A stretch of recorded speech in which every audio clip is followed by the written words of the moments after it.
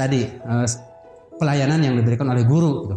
Dan ini sangat berpengaruh terhadap roda organisasi sebuah sekolah. Yang keempat, aspek yang sangat biasa muncul di masalah karena personalitas adalah pimpinan yang baper. Ini terkait dengan pimpinan yang punya kepribadian yang agak sedikit berbeda dengan perilakunya guru. Misalkan pimpinan gampang kesinggung, gampang marah, gampang temperamental gitu kan ya. Luar biasa. Kalau punya pimpinan baper, guru-guru itu akan sangat tidak nyaman bekerja dengan pimpinan yang sangat baper. Padahal seharusnya pimpinan kan melayani, bukan hanya untuk dilayani, tapi bagaimana pimpinan itu melayani para guru. Sehingga pimpinan memang harus kuat secara mental, harus kuat secara fisik. Kalau pimpinan baper, dikit-dikit sakit, guru tidak masuk, dia stres, orang tua komplain, dia stres gitu kan ya. Nah, ini menjadi berbahaya ketika kepala sekolah punya sifat atau punya kepribadian yang baper gitu kan ya. Baper itu apa ya, bawa perasaan gitu kan ya. Dikit-dikit pakainya hati, dikit-dikit padahal guru sedang bercanda sebetulnya. Tapi itu dianggapnya menjadi lebih serius. Nah, kepala sekolah itu harus punya humor yang ya cukup luar biasa lah, karena kan mengurus sekolah itu sudah sulit. Jadi hidup ini jangan dipersulit gitu. Makanya kepala sekolah harus memiliki keluasan hati, kejernihan pikiran, terutama pada aspek perasaan. Karena ini menjadi penting. Kenapa teman-teman pimpinan itu harus memiliki keluasan hati dan kejernihan pikiran? Ya, sekolah itu kan banyak aspeknya, banyak orang yang terlibat di situ. Sistem komunikasinya juga akan sangat berbeda ketika contoh misalkan kepala sekolah berkomunikasi dengan guru yang S1, S2, S3, kemudian lalu kepala sekolah harus berkomunikasi dengan OB yang mohon maaf lulusannya SMP, lulusannya SMA. Apalagi kalau dengan tukang kebun misalkan yang sekolah saja tidak gitu kan ya. Kan itu dari segi akademik, dari segi intelektual itu pola pendekatannya berbeda karena pengalaman serta wawasan mereka juga berbeda. Kebayang kalau kepala sekolah baperan gitu. Seperti itu ya teman-teman atau sahabat pendidik Indonesia. Itu yang nomor 4. Yang nomor 5 adalah exclusivity atau eksklusivitas jajaran pimpinan. Eksklusif pimpinan itu harus boleh jadi pimpinan tapi dari golongan dia saja. Ada tuh beberapa sekolah yang menerapkan konsep itu gitu. Jadi syarat menjadi pimpinan itu golongan tertentu. Contoh misalkan primordial, dari kesukuan, dari golongan pemikiran, dari golongan agama tertentu, dari golongan sekte tertentu gitu. Dan ini berbahaya karena di Indonesia ini kan hampir semua sekolah Bhinneka Tunggal Ika gitu. Di negara kita kan menganut sistem itu. Semua sekolah pasti berbeda-beda suku bangsanya, berbeda-beda bahasanya, berbeda budayanya. Nah, kalau sistemnya sektarian, eksklusif tadi, maka memunculkan gap.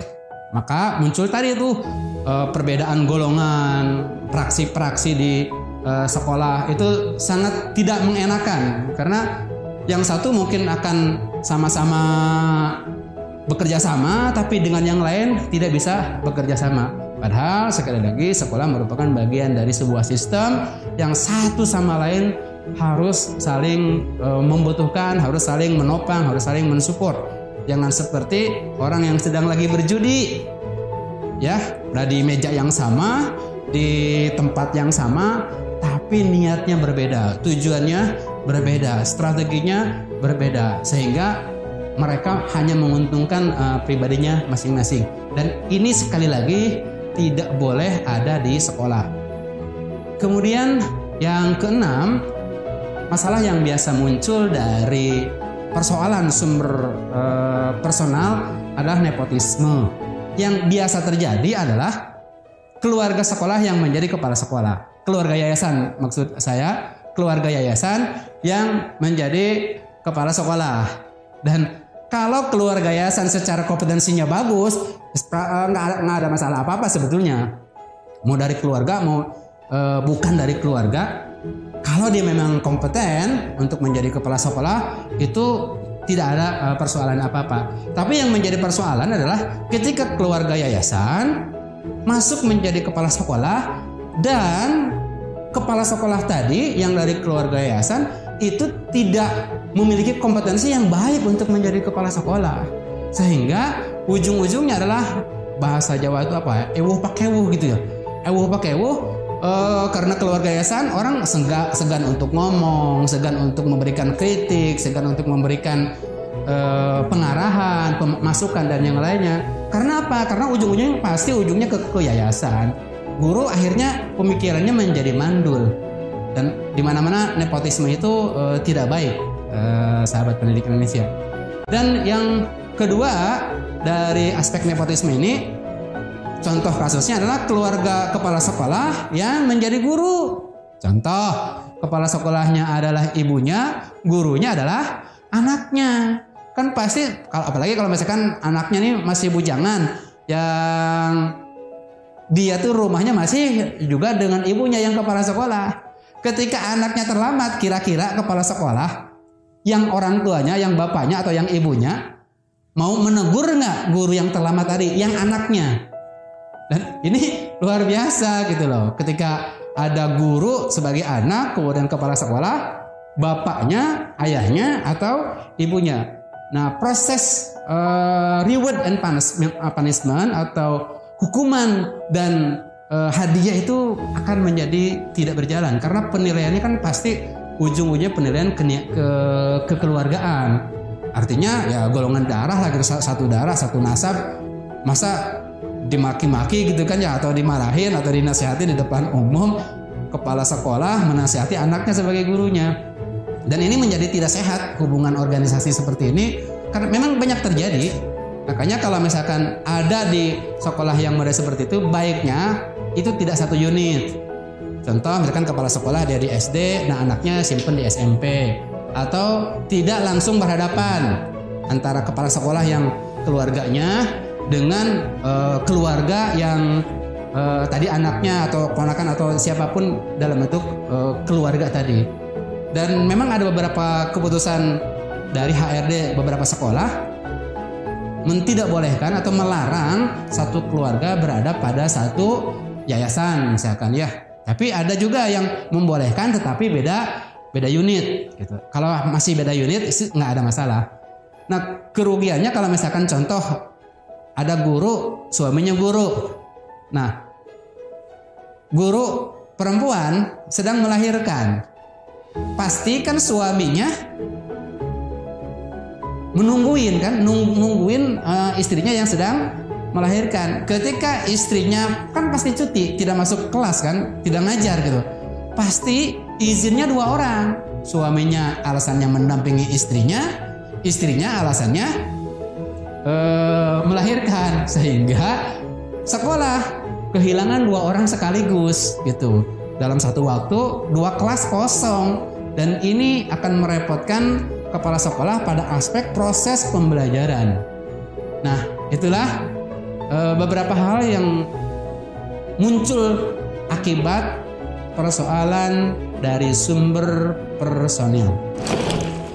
Sahabat pendidik Indonesia, sekarang saya akan menjelaskan tentang bagaimana solusi dari masalah konflik antara kepala sekolah dengan guru. Ada beberapa seni yang saya gunakan untuk membangun sinergi antara pimpinan dengan guru. Tetapi sebelum solusi saya jelaskan, saya ingin menyampaikan dulu beberapa keterampilan yang harus dimiliki oleh kepala sekolah secara praktis. Yang pertama, kepala sekolah itu harus memiliki keterampilan meneladankan. Artinya, kepala sekolah itu harus menjadi contoh yang baik. Dia harus melakukan terlebih dahulu sebelum gurunya melakukan. Contoh sederhana misalkan, kalau kepala sekolah berharap gurunya disiplin, datang lebih awal, RPP semuanya sudah selesai, semua administrasi rapih dan yang lainnya, maka kepala sekolah harus bisa menjadi contoh. Datang lebih awal, RPP yang dibuat lebih rapih dan yang lainnya. Sehingga kepala sekolah tidak punya celah untuk diprotes. Nah, ini menjadi penting. Kenapa kepala sekolah harus melakukan duluan?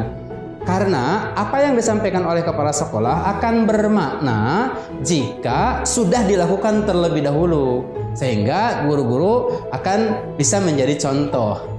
Cuma kadang-kadang contoh saja nggak cukup, harus ada yang kedua, yaitu bagaimana keterampilan menganjurkan.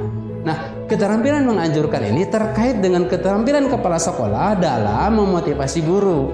Gimana supaya ritme kinerja guru itu terus tidak statis, terus dinamis, terus berkembang dari hari ke hari, dari tahun ke tahun. Bahkan kalau perlu, ketika guru melihat kepala sekolah, guru itu langsung sudah terinspirasi.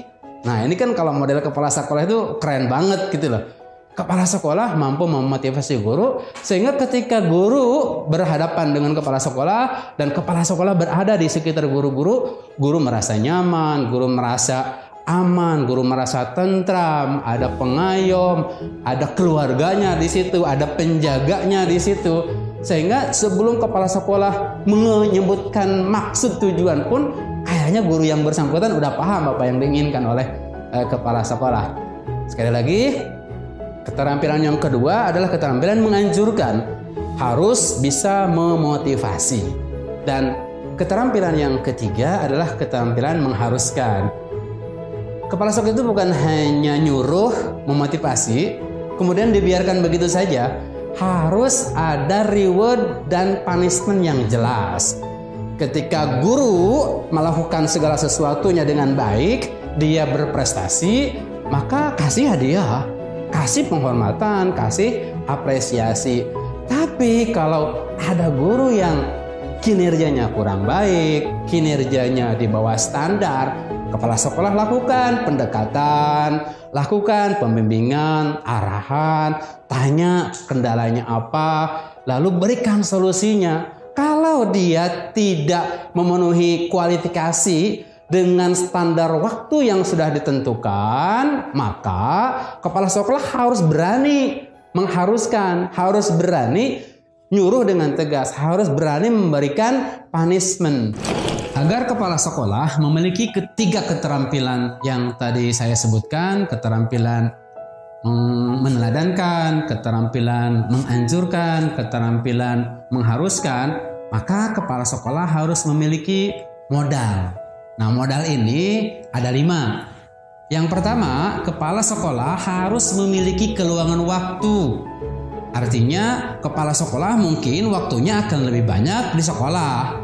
Contoh sederhana, misalkan kepala sekolah datang lebih awal, pulang lebih belakang. Guru libur, kepala sekolah tidak libur, gitu.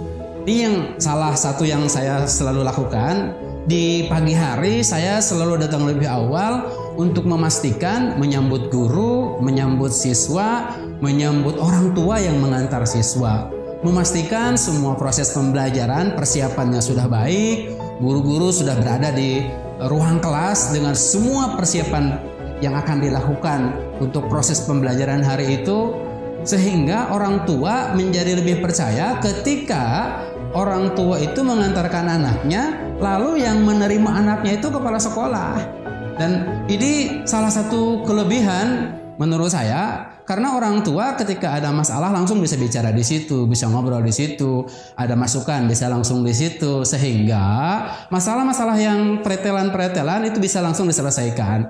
Kemudian yang keduanya, ketika pulang, saya waktu itu sekolah punya sekitar 26 mobil jemputan. Saya selalu memastikan setiap anak itu dari kelas 1 sampai kelas 6 dijemput dengan orang yang memang berhak untuk menjemput.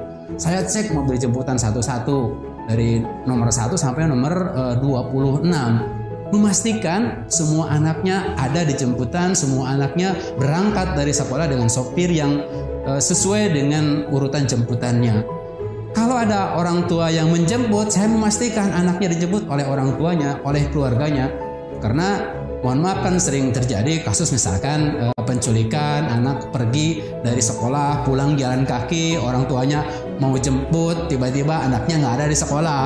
Gitu. Karena saya pernah ngalamin hal juga yang seperti itu. Tiba-tiba ada orang tua telepon jam 5 sore, anaknya belum pulang. Kita sekolah pulang jam 4, kan ada jeda 1 jam. Anaknya belum nyampe rumah, orang tuanya belum berangkat jemput. Karena anaknya nungguin lama, akhirnya dia naik ojek sendiri. Nah, kalau orang tua datang ke sekolah lalu mendapati anaknya tidak ada di sekolah, sementara sekolah tahu bahwa anaknya sudah berangkat pulang dari sekolah, nah ini kan memunculkan kekhawatiran bagi orang tua. Makanya saya selalu memastikan bahwa anak itu nyampe ke rumah dengan selamat, aman, kemudian dijemput dengan jemputan yang memang sudah yang berhak menjemputnya. Nah, berikutnya juga ketika kepala sekolah mengatur strategi, pastikan lebih banyak berpikir. Guru libur, ya kepala sekolah nggak libur. Guru enak-enakan di rumahnya, kepala sekolah mungkin bisa jadi di sekolah. Guru berangkat lebih belakang, kepala sekolah berangkat lebih awal. Guru pulang lebih awal, kepala sekolah pulang lebih belakang. Itu keterampilan atau modal memiliki keluangan waktu. Yang pertama. Yang kedua, kepala sekolah itu harus memiliki modal ketahanan terhadap stres. Karena beban mental, beban masalah kepala sekolah itu banyak. Dia itu berada di posisi tengah-tengah. Dari atas ditekan oleh yayasan, dari bawah gitu kan ya ditonjok sama guru-guru. Samping kiri kanan siswa sama orang tuanya merubutin, komplain lah, macam-macam lah, ngarik saran dan yang lainnya. Kalau kepala sekolah nggak tahan terhadap stres, maka yang terjadi kepala sekolah ya sakit tipes, sakit vertigo gitu, masuk rumah sakit, badannya kurus. Kalau yang ketika stres dia mikir nggak mau makan, tapi badannya tambah gemuk. Kalau misalkan dia ketika stres makan, ketika stres makan, kan luar biasa gitu kalau kepala sekolah model kayak begitu. Makanya tadi kepala sekolah itu harus tahan terhadap stres, luaskan pikiran, bersihkan hati. Nah, anggap saja semuanya bagian dari proses yang harus dilalui. Nikmatin prosesnya. Jadi tahan terhadap stres itu banyakin aja bersyukur. Modalnya HHNS. Nah, ini rumus. HHNS, hadapi, hayati, nikmati, syukuri. Ini semuanya akan menjadi ringan ketika ada masalah. Lakukan dengan baik, hadapi dengan baik. Ketika ada kebahagiaan, rayakan dengan sekedarnya, tidak terlalu berlebihan. Ketika ada masalah besar, jangan terlalu dianggap kecil, gitu kan ya, atau jangan terlalu dipikirin luar biasa, gitu kan ya. Jadi santai saja, sehingga ketika kita bersyukurnya lebih banyak, nah imunitas stresnya akan menjadi lebih baik. Nah, untuk tahan terhadap stres itu, kepala sekolah itu harus kuat ibadahnya, kuat hablum minallahnya, kuat hubungan dia dengan Tuhannya, itu akan mempertebal imunitas terhadap stres tadi. Makanya kepala sekolah tadi harus jadi tauladan supaya apa ya tadi? Supaya bisa tahan terhadap stres. Yang ketiga, modal yang ketiga yang harus dimiliki oleh kepala sekolah itu harus visioner. Artinya apa? Kepala sekolah itu harus cerdas, harus memiliki visi ke depan, memiliki proyeksi ke depan, sekolah ini mau dibawa kemana. Karena memang di sekitar kita kan pasti kalau dalam bentuk analisis SWOT kan pasti ada faktor internal, ada faktor eksternal. Kekuatan, kelemahan itu menjadi faktor internal.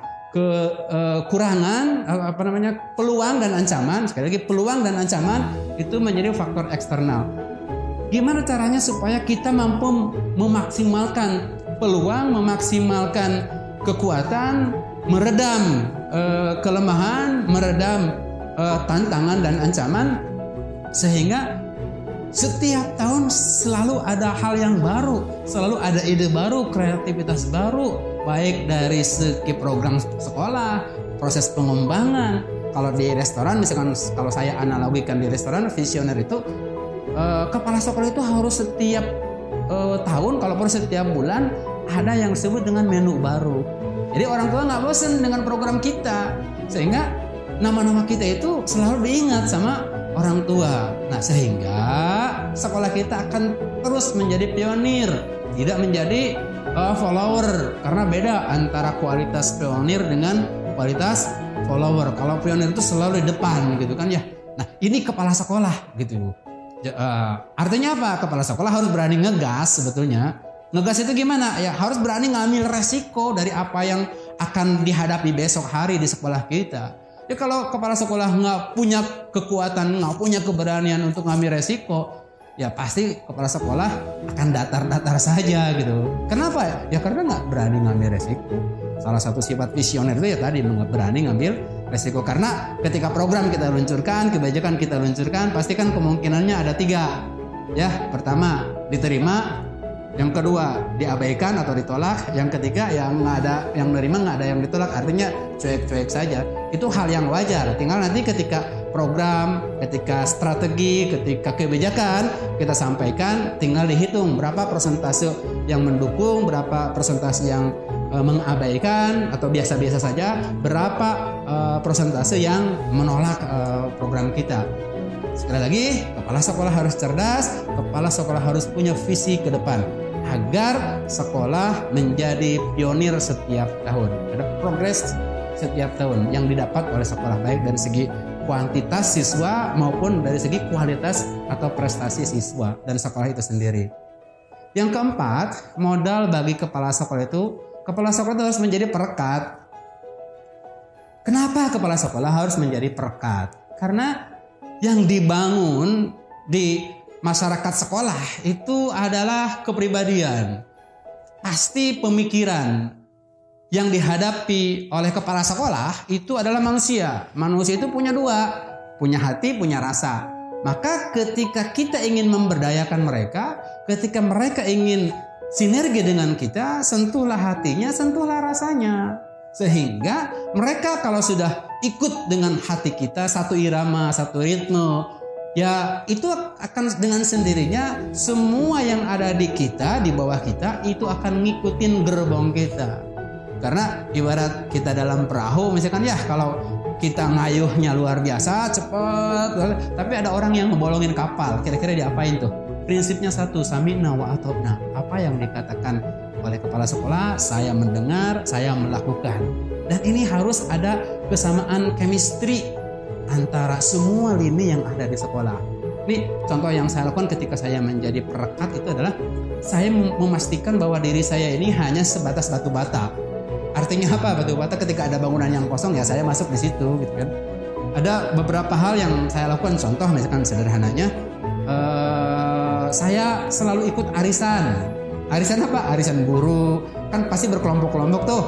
Ada arisan tim catering, ada tim driver, ada arisan guru level 1, level 2. Karena gurunya banyak waktu itu sekitar hampir 150 lebih. Jadi arisan itu dibagi menjadi per level.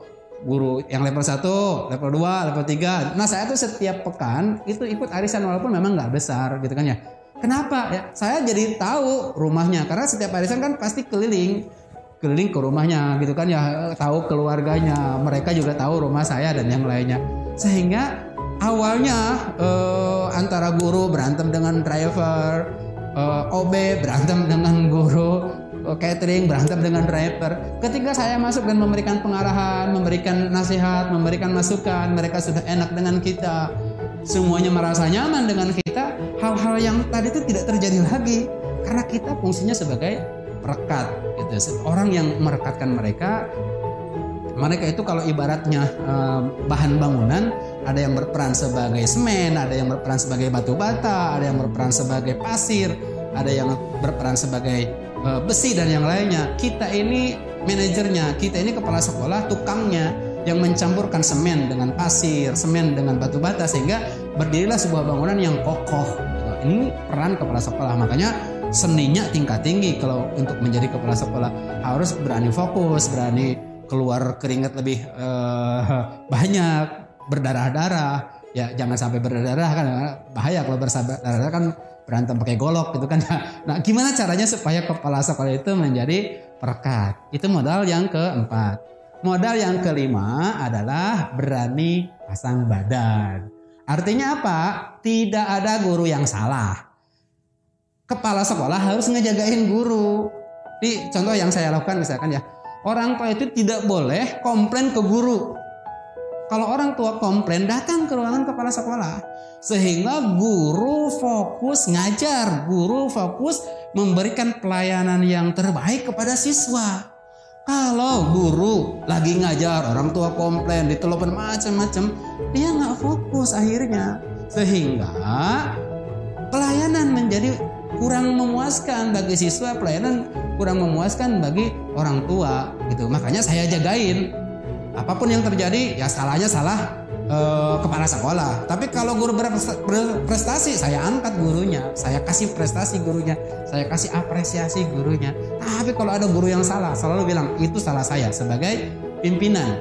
Ya, karena tadi tidak ada guru yang salah. Yang salahnya mungkin kepala sekolah yang kurang membina, kepala sekolah yang kurang mengarahkan, perintahnya tidak jelas, KPI-nya tidak jelas, sehingga guru tidak paham dan dia pada akhirnya menjadi berbuat kesalahan gitu loh. Nah, ini penting teman-teman, 5 hal ini, 5 modal ini penting dikuasai oleh kepala sekolah. Setelah itu baru kita bikin strategi. Kalau tadi tuh keterampilan, 3 keterampilan dikuasai sudah, 5 modal udah dikuasai, maka saya akan memberikan tips dan trik bagaimana membangun sinergi antara pimpinan dengan guru. Ini berdasarkan pengalaman saya, gitu kan ya. Ketika di awal-awal saya ditunjuk sebagai kepala sekolah, yang saya lakukan karena kondisinya waktu itu sedang sangat luar biasa, konfliknya di mana-mana, terjadi faksi di mana-mana, gitu kan ya. Ke dinasnya kurang baik, yayasan dengan guru kurang baik, dengan orang tua banyak komplain. Di tahun-tahun awal saya melakukan strategi yang pertama, yaitu adalah penyamaan paradigma. Penyamaan paradigma ini penting karena kalau kita mau menuju ke tempat yang baru, ke tujuan yang baru, kita ini harus tahu dulu, sepakat dulu kita ini mau kemana, pakai jalur yang mana, pakai kendaraan apa, hari apa berangkat, berapa bekal yang kita siapkan, proses di jalannya seperti apa. Nah, ini harus tahu dulu, jangan sampai perbedaan paradigmanya terlalu mencolok. Saya pingin ke Bandung misalkan, ya guru-guru pingin ke Jakarta, yayasan pingin ke Surabaya. Nah, ini nggak sinkron modelnya kayak begini. Makanya yang saya lakukan adalah penyamaan paradigma. Sehari setelah saya ditunjuk sebagai kepala sekolah, saya datang ke yayasan, bawa kelompok guru yang sifatnya tim think tank. Saya nanya dulu ke yayasan, maunya gimana? Sekolah ini maunya diapain? Nah, gitu kan ya. Sehingga ketika kita sudah datang ke yayasan, kan kita tahu clue-nya. Yayasan itu maunya gini gitu kan ya. Pasti kan yayasan punya harapan dong ketika dia mendirikan sekolah, punya ide, punya visi ke depan, punya goal gitu kan ya, yang ingin dicapai. Kita adalah orang yang menyampaikan goalnya yayasan. Setelah selesai dengan yayasan, paradigmanya sama, maka yang saya lakukan panggil guru. Nah, ada beberapa hal yang saya lakukan nih dalam hal penyamaan paradigma dengan guru. Yang pertama, di awal tahun ajaran saya open house. Open house itu apa? Nah, guru-guru itu diundang ke rumah untuk makan, hanya makan. Jadi tidak boleh ngomongin hal yang lain selain makan. Kalau udah makan kenyang pergi, nggak apa-apa pulang. Sehingga ketika guru semuanya datang ke rumah saya, dia tahu keluarga saya, istri saya, anak saya, gitu kan ya. Kemudian istilah kasarnya, mohon maaf, harta yang saya miliki dia tahu. Ada kursi apa enggak, gitu. Ada jam dinding apa enggak, ada keset apa enggak, gitu. Rumahnya mereka tahu. Aset yang saya miliki pada saat awal tahun itu mereka tahu. Sehingga muncul sinergi di situ, muncul rasa empati. Oh begini, sehingga guru-guru itu merasa menjadi keluarga kita. Ingat, kadang-kadang masalah itu hanya diselesaikan dengan makan, gitu kan ya, dengan tangan terbuka. Jadi mau ngobrol-ngobrol ngalor ngidul, tidak ada yang serius di situ, gitu kan ya. Nah, itu ngobrol santai, selesai, pulang mereka. Nah, itu yang pertama, open house. Kemudian yang keduanya, raker. Raker itu rapat kerja. Itu dibagi menjadi beberapa tahapan. Yang pertama, saya ikut raker dengan yayasan untuk memastikan target yayasan itu seperti apa. Setelah itu saya bikin pra-raker. Setelah saya tahu clue dari yayasan, saya bikin pra-raker. Itu orang-orang yang para koordinator level, koordinator bidang, gitu kan ya, termasuk koordinator TU, koordinator sarpas dan yang lainnya. memastikan apa yang diinginkan oleh yayasan diterjemahkan oleh masing-masing bidang, sehingga keinginan yayasan kita terjemahkan, setelah itu kita sampaikan kembali ke yayasan, baru kita ketok palu dalam bentuk RAPBS atau RKAS ya, Rencana Kerja dan Anggaran Sekolah. 1 tahun kita akan melaksanakan apa? Tahun pertama atau semester pertama, semester kedua, dari mulai bulan Juli, Agustus, September sampai nanti bulan Juni. Dari mulai istilah kasarnya siswa assalamualaikum sampai siswa waalaikumsalam gitu. Itu diraker di situ, disamakan dulu paradigmanya.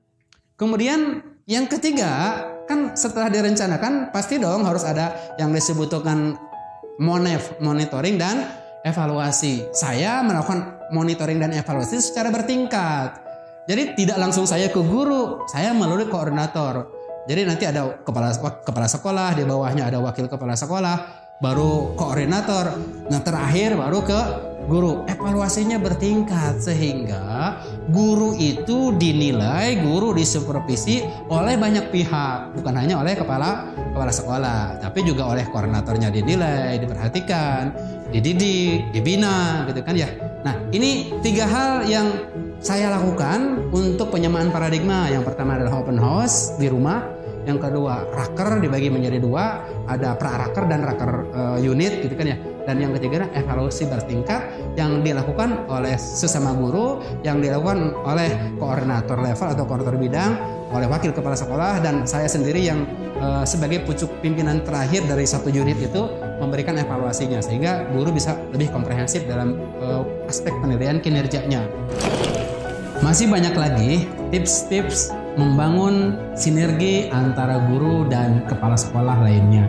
Tonton video selanjutnya. Jangan lupa klik, like, subscribe, dan share video ini.